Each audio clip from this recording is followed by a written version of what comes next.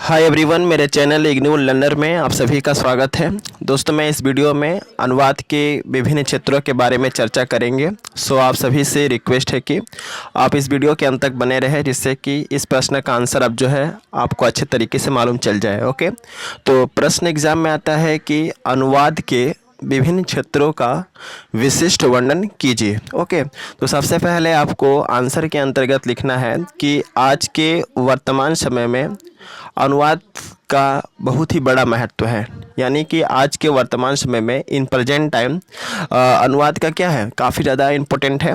यदि हम चाहते हैं कि किसी समाज की संस्कृति, समाज का रहन सहन, उस समाज की भाषा, किसी अन्य राष्ट्र के समाज की संस्कृति, समाज के रहन सहन और वहाँ की भाषा से मेल मिलाप कराना है, तो इसके लिए अनुवाद काफ़ी ज़रूरी सा हो जाता है। ठीक है, अनुवाद ही किसी दो राष्ट्रों के बीच संवाद का सबसे महत्वपूर्ण माध्यम होता है। संवाद मतलब क्या होता है? बातचीत, वार्तालाप। तो क्या समझे, अनुवाद के माध्यम से ही दो राष्ट्र जो है आपस में बातचीत करते हैं, आपस में संवाद करते हैं, वार्तालाप करते हैं। और यह अनुवाद लिखित जो है, लिखित, मौखिक और संकेतात्मक हो सकता है। यानी कि अनुवाद जो है लिखित भी हो सकता है, मौखिक भी हो सकता है और संकेतात्मक भी हो सकता है। ठीक है, अब आपको पैराग्राफ चेंज करके लिखना होगा कि आज जीवन के हर एक क्षेत्र में अनुवाद का आवश्यकता पड़ती है, जिसका व्याख्या हम निम्न केंद्र बिंदु के तहत दे सकते हैं, जो इस प्रकार है। सबसे पहला हेडिंग के तौर पे लिखेंगे हम प्रशासनिक साहित्य के क्षेत्र में अनुवाद। ओके, इस हेडिंग के अंतर्गत आपको लिखना है कि प्रशासनिक का शाब्दिक अर्थ होता है प्रशासन, और देश के जितने भी सरकारी कामकाज होते हैं उसे हम प्रशासनिक कार्य कहते हैं। देश के स्वतंत्रता होने से पहले ब्रिटिश सभ्यता राष्ट्र की संपूर्ण प्रशासनिक कार्यों को अंग्रेजी भाषा में करती थी, लेकिन देश के स्वतंत्रता होने के बाद देश की सभी प्रशासनिक कार्यों को अब धीरे धीरे हिंदी भाषा में किया जा रहा है, क्योंकि अंग्रेजी भाषा काफ़ी कठिन और जटिल थी, जो सभी के समझने के लिए योग्य नहीं थी।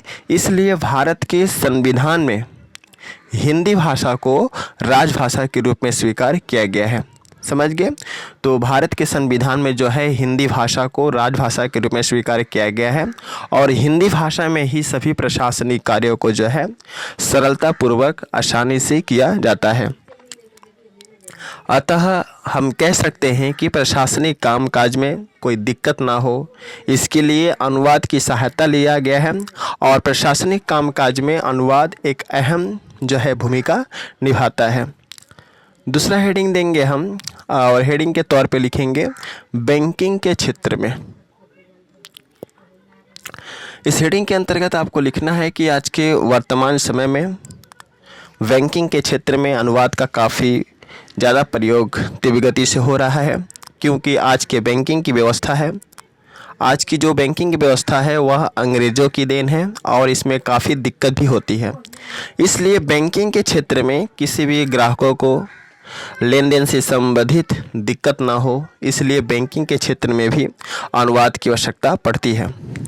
और बैंकिंग के ऐसे कई दस्तावेज हैं, कई डॉक्यूमेंट हैं, जिसका अनुवाद जो है हिंदी में करके भी ग्राहकों को दिया जाता है, ताकि सेवा प्रदान करने में बैंक के ग्राहकों को दिक्कत ना हो सके। और अंग्रेजी भाषा सभी के समझने के योग्य नहीं होती है, इसलिए अनुवाद के माध्यम से सभी सेवाओं को हिंदी में दिया जाता है। अतः हम कह सकते हैं कि बैंकिंग के क्षेत्र में भी अनुवाद का काफ़ी महत्वपूर्ण योगदान रहा है। अगला है साहित्य के क्षेत्र में। तो इसके अंतर्गत आपको लिखना है कि जिस तरह बैंकिंग के क्षेत्र में और प्रशासन के कामकाज में अनुवाद की आवश्यकता पड़ती है, ठीक उसी प्रकार आज के साहित्य के क्षेत्र में भी अनुवाद का एक अहम भूमिका रहा है।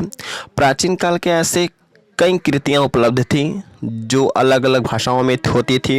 इन कृतियों के मूल भाव को अनुवाद के माध्यम से देश के विभिन्न भाषाओं में परिवर्तित किया गया है, ताकि देश के किसी भी व्यक्ति को उस कृति से संबंधित ज्ञान जो है पीछे कहीं छूट ना जाए। इसलिए साहित्य के क्षेत्र में भी काफ़ी तीव्र गति से अनुवाद का प्रयोग किया जाता है, अनुवाद का जो है कार्य होते हैं। अगला है पत्रकारिता के क्षेत्र में। इसके अंतर्गत आपको लिखना है कि आज के आधुनिक युग में पत्रकारिता के क्षेत्र में भी अनुवाद की एक विशेष महत्व है। आज के आधुनिक समय में हम टेलीविज़न पर ऐसे अनेक चैनल देखते हैं जहां पर अलग अलग भाषाओं में देश में होने वाली घटनाओं के बारे में खबरों का प्रसारण किया जाता है। ऐसा नहीं है कि विदेश में जो घटनाएं घटी हैं वह केवल हम विदेशी चैनल पर ही अंग्रेजी में देखने को मिलेगा, बल्कि वह घटना हम अपने देश के हिंदी चैनल पर भी देख सकते हैं। अगला है सृजनात्मक साहित्य के क्षेत्र में। तो इस हेडिंग के अंतर्गत आपको लिखना है कि जिस तरह पत्रकारिता के क्षेत्र में, बैंकिंग के क्षेत्र में अनुवाद का प्रयोग किया जाता है, ठीक उसी प्रकार सृजनात्मक साहित्य के क्षेत्र में भी अनुवाद का काफ़ी तेज़ गति से प्रयोग हो रहा है।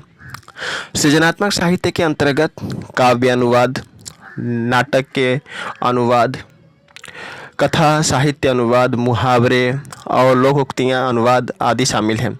इन सभी सृजनात्मक साहित्य के क्षेत्र में अनुवाद का प्रयोग होता है। अब आपको पैराग्राफ चेंज करके लिखना है कि उपयुक्त विवरण के आधार पर हम कह सकते हैं कि आज जीवन के विभिन्न क्षेत्रों में अनुवाद का जो है एक विशेष महत्व है। ओके, तो आई थिंक आप समझ गए होंगे कि अनुवाद के विभिन्न क्षेत्र कौन कौन से हैं, और अगर प्रश्न ये आता है तो आपको इसका कैसा आंसर जो है आपको लिखना है। और यहाँ पे मैं कहना चाहूँगा कि अगर आपको इसका PDF चाहिए तो आप टेलीग्राम चैनल को ज्वाइन कीजिए। वीडियो के डिस्क्रिप्शन में टेलीग्राम चैनल का लिंक है, अलग से प्लेलिस्ट बना हुआ है। सारे वीडियो अगर देख लेते हैं तो आई थिंक आप अच्छा स्कोर कर पाएंगे सब्जेक्ट में। So best of luck for all of you for exam and thanks for watching my video. जय हिंद, वंदे मातरम।